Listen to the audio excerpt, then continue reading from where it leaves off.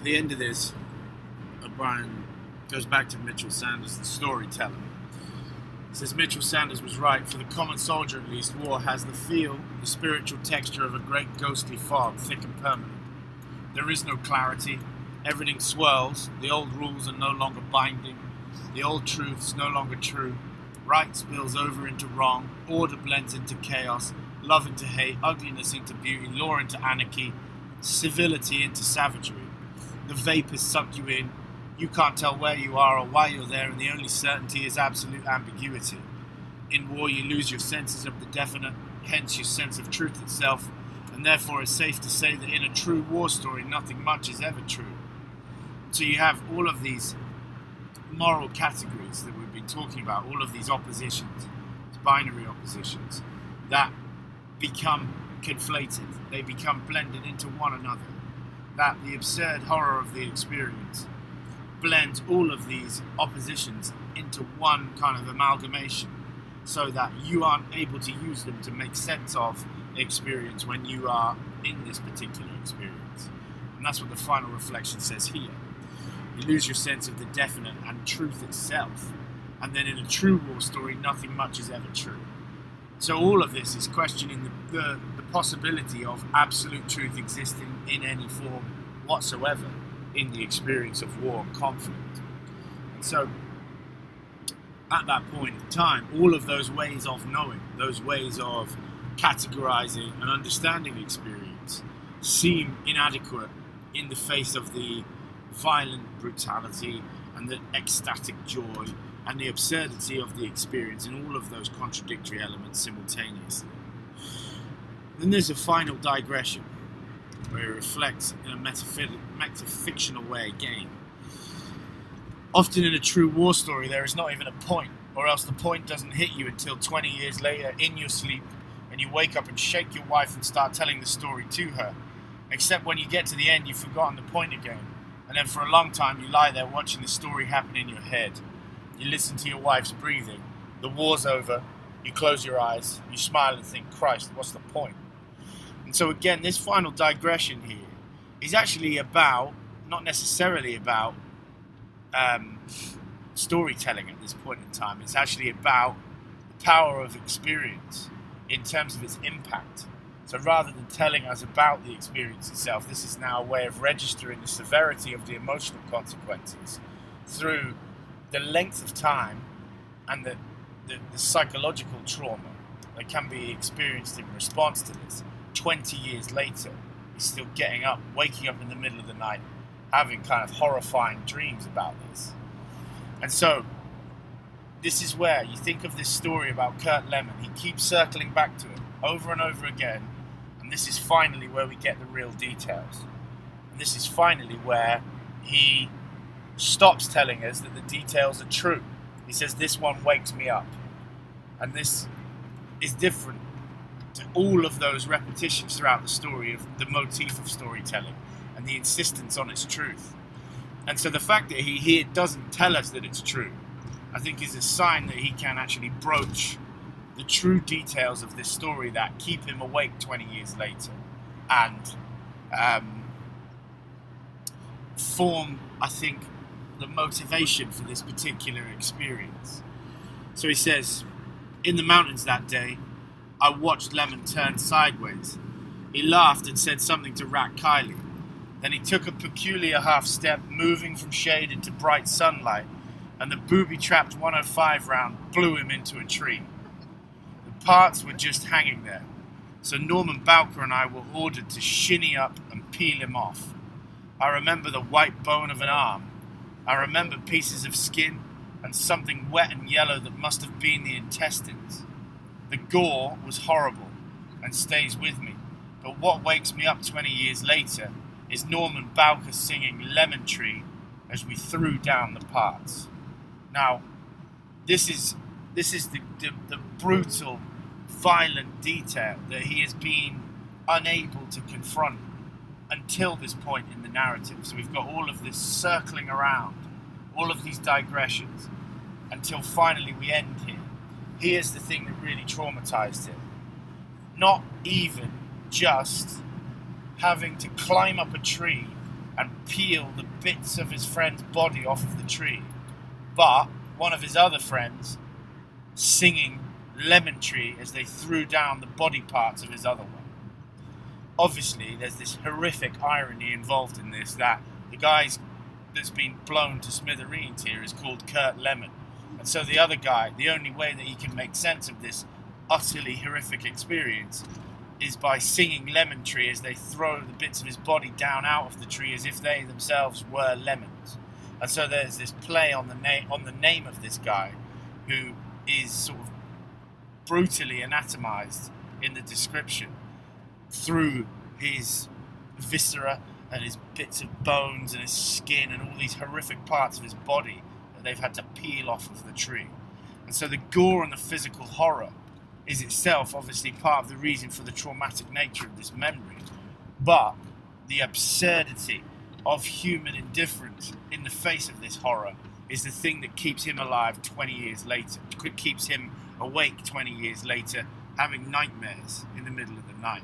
His friend singing a song casually, as if nothing really important has happened, after the other one has been blown to pieces by a grenade as they mess around in the bushes. You can tell a true war story, he says, by the questions you ask. Somebody tells a story, let's say, and afterwards you ask, is it true? And if the answer matters, you've got your answer. For example, we've all heard this one. 4 guys go down a trail, a grenade sails out. One guy jumps on it and takes the blast and saves his 3 buddies. Is it true? The answer matters. And so the implication here is that because the answer to this matters, because the answer to this question is, did this really happen? Was the guy really this heroic? He says you can tell that that's not real because things don't happen that way. And so the abstract notion of heroism that this particular anecdote is about reveals the falsity and the inauthenticity of this particular story, that is more about the human desire for heroism than it is about the authentic nature of the experience. He says the answer matters. You'd feel cheated if it never happened. Without the grounding reality, it's just a trite bit of puffery, pure Hollywood, untrue in the way all such stories are untrue. Yet even if it did happen, and maybe it did, anything's possible, even then you know it can't be true because a true war story doesn't depend on that kind of truth. Happeningness is irrelevant. It's not the objective reality of whether it took place. It's not the purpose of the story to do that. It is whether it communicates the subjective experience of having confronted it. A thing may happen and be a total lie. Another thing may not happen and be truer than the truth. For example, 4 guys go down a trail. A grenade sails out. One guy jumps on it and takes the blast, but it's a killer grenade and everybody dies anyway. Before they die, though, one of the dead guys says, "The fuck do you do that for?" And the jumper says, "Story of my life, man." And the other guy starts to smile, but he's dead. That's a true story that never happened. And so here, he plays around with these different categories about objective, what he calls happening truth, and subjective emotional truth. This is a true story that never happened because it captures the truth of the absurd nature of the experiences, like the one he describes when his friend accidentally blows himself up in a tree. These are the real ones because these capture the real nature of the experience, which is absurd and doesn't involve heroism and doesn't involve moral categories. It says 20 years later, I can still see the sunlight on Lemon's face. I can see him turning, looking back at Rat Kiley. Then he laughed and took that curious half step from shade into sunlight, his face suddenly brown and shining, and when his foot touched down in that instant, he must have thought it was the sunlight that was killing him. It was not the sunlight, it was a rigged 105 round. But if I could ever get the story right, how the sun seemed to gather around him and pick him up and lift him into a tree, if I could somehow recreate the fatal whiteness of that light, the quick glare, the obvious cause and effect, then you would believe the last thing Lemon believed, which for him must have been the final truth. And so again, he reflects on his own storytelling here, with a sense of it not being quite right still, even though he's again telling this story for who knows how many times. The truth of the subjective experience here is slightly beyond his own power as a storyteller. He still can't quite capture it and render it in satisfactory detail in a way that truly communicates the subjective nature of that experience. And so again, we've got in that conditional tense that he keeps using here, if I could get the story right, if I could somehow recreate the fatal whiteness of the light, a sense that language is inadequate, his power as a storyteller is still not quite as refined as it could be. He says, now and then when I tell the story, someone will come up to you afterward and say she liked it. It's always a woman. It's usually an older woman of kindly temperament and humane politics. She'll explain that as a rule she hates war stories. She can't understand why people want to wallow in blood and gore, but this one she liked. Sometimes even there are little tears. What I should do, she'll say, is put it all behind me. Find new stories to tell. I won't say it, but I'll think it. I'll picture Rat Kiley's face, his grief, and I'll think, you dumb coos. Because she wasn't listening. It wasn't a war story. It was a love story. It was a ghost story. But you can't say that.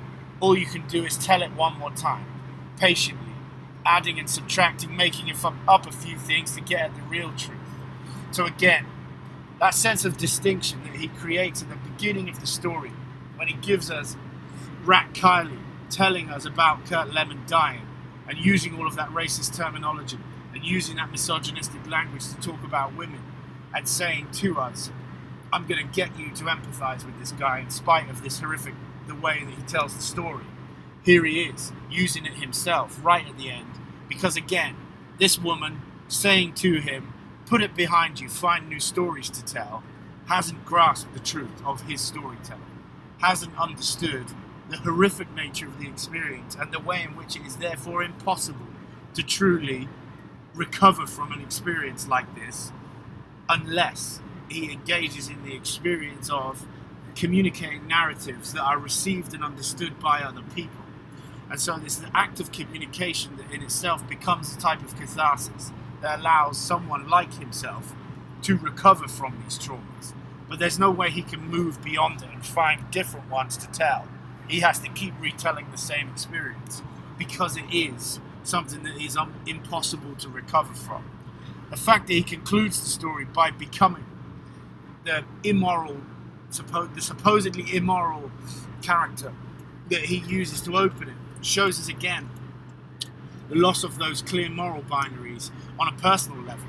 He knows that this language is wrong, and yet here he is using it. He knows that this is how he would express his thoughts if he was like Rat Kiley, a 19-year-old who didn't happen to have the opportunity to go to Harvard University and become an articulate writer. He would express himself in the same terms. And so again, that repetition of the motif, all you can do is tell it one more time patiently, adding and subtracting, making up a few things to get at the real truth, is to ensure that the subjective truth of the experience is grasped, so that when people listen to it, like this woman that he talks about here, they don't suggest, well, maybe you should move on. Maybe we should tell something different. Because if you really listened to the story and understood the nature of what is being described, you would know that that's a ridiculous suggestion. In the end, of course, a true war story is never about war. It's about the special way that dawn spreads out on a river when you know you must cross the river and march into the mountains and do things you're afraid to do. It's about love and memory. It's about sorrow. It's about sisters who never write back and people who never listen. So this is the last thing that he reflects on here. That war stories aren't really about war. They're about ways of dealing with it. They're about ways of trying to handle it. And in the end, that final line is the bit where I think when you read this, he sounds devastated emotionally. That you can go through all of this harrowing experience that he's just put you through, and yet people will still fail to listen to it carefully and understand. And so war stories are more about the communication of authentic emotional experience than they are about war themselves. They're about the act of communication at least as much as they are about the events that they try and communicate. And that's what we really mean by metafiction. You know, metafiction is very consistently talked about in extremely boring, dry, abstract terminology. But in this particular story, it's an urgent matter. It is, in some cases, a matter of life and death for this man. If he is able to communicate those stories clearly and gain the sense that people are understanding the experience, or at least able to access it in some way, that's what allows him to survive, and that's what allows him and has allowed him to rebuild his life after the trauma of conflict.